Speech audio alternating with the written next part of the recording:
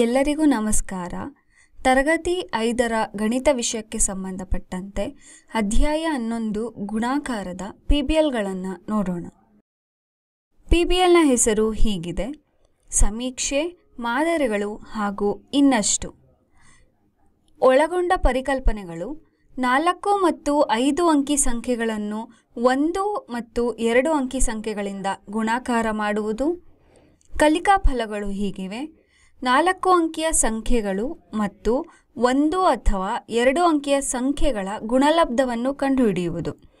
5 ಅಂಕಿಯ ಸಂಖ್ಯೆಗಳು ಮತ್ತು 1 ಅಥವಾ 2 ಅಂಕಿಯ ಸಂಖ್ಯೆಗಳ ಗುಣಲಬ್ಧವನ್ನು ಕಂಡುಹಿಡಿಯುವುದು. ಆಲೋಚಿಸಿ ಪ್ರಶ್ನೆಯು ಹೀಗಿದೆ: ನಮ್ಮ ದೈನಂದಿನ ಜೀವನದಲ್ಲಿ ನಾವು ಗುಣಾಕಾರವನ್ನು ಎಲ್ಲಿ ಬಳಸುತ್ತೇವೆ? ಈ ರೀತಿ ಪ್ರಶ್ನೆಯನ್ನು ಕೇಳೋದ್ರಿಂದ ಮಕ್ಕಳನ್ನು ಗುಣಾಕಾರದತ್ತ ಅಥವಾ ಈ PBLನತ್ತ ಕರೆತರಲು ಉಪಯೋಗ ಆಗ್ತಾ ಹೋಗುತ್ತೆ.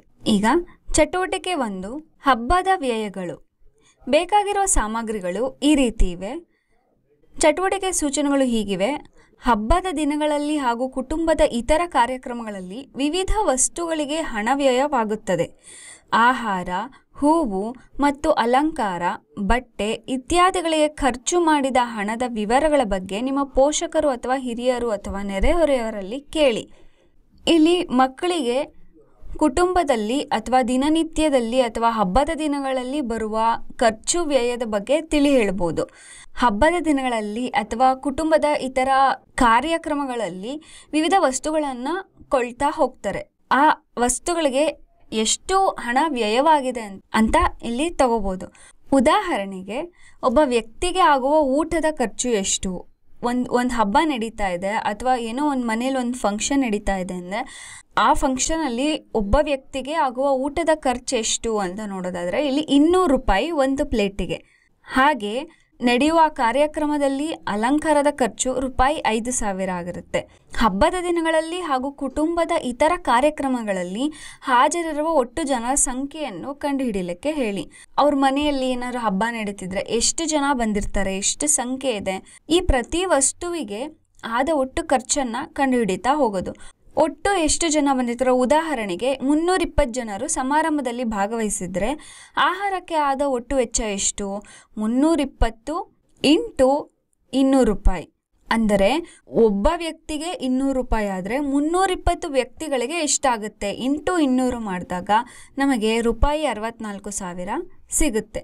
ಅದನ್ನು ಮುಂದಿನ ಕೋಷ್ಟಕದಲ್ಲಿ ಎಲ್ಲ ವ್ಯಯಗಳನ್ನು ಇಲ್ಲಿ ಪಟ್ಟಿ ಮಾಡ್ತಾ ಹೋಗಬೇಕು. ಅದರಂತೆ ಕ್ರಮ ಸಂಖ್ಯೆ, ವಸ್ತು ಅಥವಾ ವಿವರ, ಪ್ರಮಾಣ, ಅದರ ಪ್ರಮಾಣ ಎಷ್ಟು, ಬೆಲೆ ಎಷ್ಟು ಮತ್ತು ಒಟ್ಟು ಬೆಲೆ ಎಷ್ಟಾಗುತ್ತೆ ಅಂತ ಇಲ್ಲಿ ಹೇಳ್ತಾ ಇದ್ದಾರೆ. ಆಹಾರಕ್ಕೆ ಆದ ಖರ್ಚು 320 ಜನರಿಗೆ 200 ರೂಪಾಯಿ ಒಂದು ಪ್ಲೇಟ್ ಆದರೆ ಒಟ್ಟು 64,000 ಆಗುತ್ತೆ. ಅದೇ ರೀತಿ ಅಲಂಕಾರಕ್ಕಾದ ಖರ್ಚು ಎಷ್ಟು, ಈ ರೀತಿ ಪಟ್ಟಿ ಮಾಡ್ತಾ ಹೋಗಲಿಕ್ಕೆ ಹೇಳಿ. ಈ ಉದಾಹರಣೆಯಿಂದ ಮಕ್ಕಳಿಗೆ ಒಂದು ಕುಟುಂಬದಲ್ಲಿ ಯಾವ ರೀತಿ ಖರ್ಚು ವೆಚ್ಚ ಆಗುತ್ತೆ ಅಂತ ಒಂದು ಸಾಮಾನ್ಯ ಜ್ಞಾನವನ್ನು ಸಿಗುತ್ತೆ. ಅಥವಾ ಪ್ರತಿ ವಸ್ತುವಿಗೆ ಎಷ್ಟು ಬೆಲೆ ಇರುತ್ತೆ, ಅದೇ ರೀತಿ ಎಷ್ಟು ಜನ ಬಂದಾಗ ಎಷ್ಟು ವ್ಯಯ ಆಗುತ್ತೆ ಅಂತ ನೋಡೋದಕ್ಕೆ ಚಟುವಟಿಕೆಯನ್ನು ತಿಳ್ಕೊತಾರೆ. ಅದೇ ರೀತಿ ಮಕ್ಕಳು ಮನೆಯ ವಿದ್ಯುತ್, ವೈದ್ಯಕೀಯ, ದಿನಸಿ ವಸ್ತುಗಳು ಇತ್ಯಾದಿಗಳಂತಹ ಮಾಸಿಕ ವೆಚ್ಚಗಳನ್ನು ಕಂಡುಹಿಡಿಯಲಿಕ್ಕೆ ಹೇಳಿ.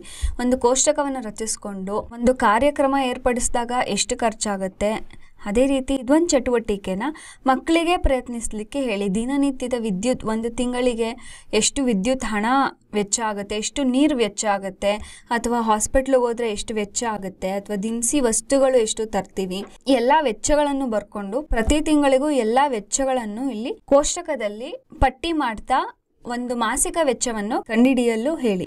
ನೀವು ಅಥವಾ ನಿಮ್ಮ ಪೋಷಕರು ಅಥವಾ ಹಿರಿಯರು ಒಂದು ದಿನದಲ್ಲಿ ನಡೆಯುವ ದೂರವನ್ನು ಮೀಟರ್ನಲ್ಲಿ ಅಂದಾಜು ಮಾಡಿ. ಒಂದು ವಾರ, ಒಂದು ತಿಂಗಳು ಮತ್ತು ಒಂದು ವರ್ಷದಲ್ಲಿ ನಡೆಯುವ ಒಟ್ಟು ದೂರವನ್ನು ಕಿಲೋಮೀಟರ್ನಲ್ಲಿ ಲೆಕ್ಕ ಹಾಕಿರಿ.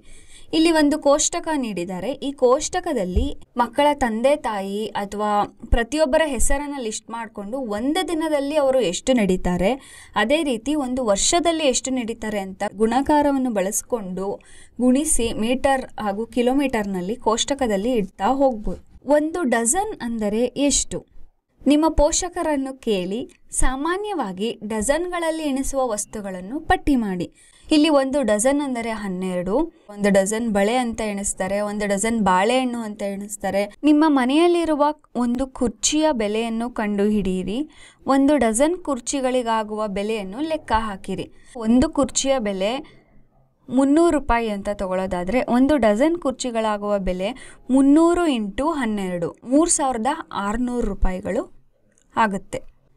ಸಾಧ್ಯವಾದರೆ ಮಾರುಕಟ್ಟೆಯಲ್ಲಿ ಲಭ್ಯವಿರುವ ವಿವಿಧ ರೀತಿಯ ಕುರ್ಚಿಗಳು ಮತ್ತು ಕುರ್ಚಿಯ ಬೆಲೆಯ ಮೇಲೆ ಪರಿಣಾಮ ಬೀರುವ ಅಂಶಗಳ ಬಗ್ಗೆ ಮಾರಾಟಗಾರರೊಂದಿಗೆ ಚರ್ಚಿಸಿ.